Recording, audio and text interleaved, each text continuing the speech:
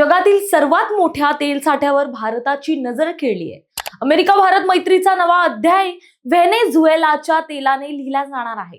पण हा व्यवहार भारतासाठी फायद्याचा सौदा ठरेल की महागडी चूक, पाहूयात या विशेष रिपोर्टमध्ये।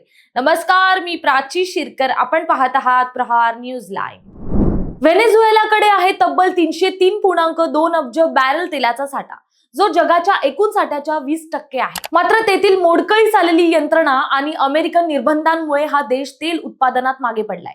आता भारत आणि अमेरिका यांच्यातील नव्या करारामुळे व्हेनेझुएलाच्या तेलाचे दरवाजे भारतासाठी उघडले आहेत। व्हेनेझुएलाचे तेल जड असतं, तर रिलायन्स आणि नायरा एनर्जीकडे हे निकृष्ट तेल शुद्ध करण्याचं जगातील सर्वोत्तम तंत्रज्ञान उपलब्ध आहे। दुसरं कारण आहे अडकलेले पैसे। भारतीय कंपन्यांचे सुमारे 8,300 कोटी रुपये व्हेनेझुएलाकडे अडकले आहेत।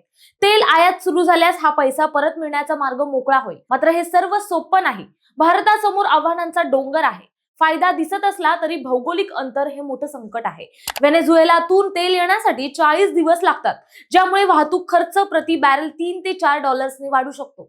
तसंच अमेरिकेच्या धोरणांवर अवलंबून राहणं ही भारतासाठी एक धोरणात्मक जोखीम ठरू शकते। केवळ ऊर्जेची गरज म्हणून नाही, तर रशियावरील अति अवलंबित्व कमी करून आपली बार्गेनिंग पॉवर वाढवण्यासाठी भारताने टाकलेलं हे एक सावध पाऊल आहे। जर अमेरिकेने सवलती दिल्या आणि व्हेनेझुएलाने रशियापेक्षा कमी दरात तेल दिलं, तरच भारताचा हा जुगार यशस्वी ठरेल। त्यामुळे तेल कोणाचंही असो, भारताचा खिसा आणि देशाची ऊर्जा सुरक्षित राहणं हीच काळाची गरज आहे। एकूणच रशिया पाठोपाठ आता व्हेनेझुएला भारताची नवी ऑइल बँक बनणार का? भारताची मसुदेगिरी यशस्वी ठरणार का? हे पाहणं महत्त्वाचं ठरणार आहे।